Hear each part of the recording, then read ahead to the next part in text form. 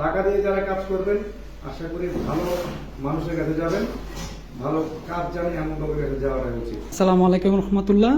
যে ভাইয়া হচ্ছে কলামপুর থেকে ওনার সন্তানকে নিয়ে আসছে, তো আমরা রিপিট ক্ল্যাম্পের মাধ্যমে খতনা করানো হয়েছে। তো ভাই আপনি যদি একটু বলতেন যে কিরকম লাগছে আপনার কাছে। না, আলহামদুলিল্লাহ, আল্লাহর অশেষ মেহেরবানি।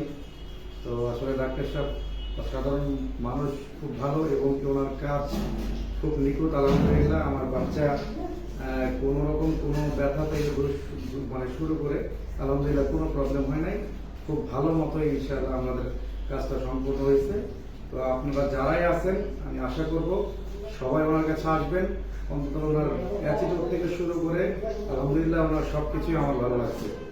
তো টাকা দিয়ে যারা কাজ করবেন আশা করি ভালো মানুষের কাছে যাবেন, ভালো কাজ জানি এমন লোকের কাছে যাওয়াটাই উচিত। আচ্ছা, থ্যাংক ইউ ভাইয়া। তো জুনায়েদ, তুমি কি ব্যথা পাইছো আঙ্কেল?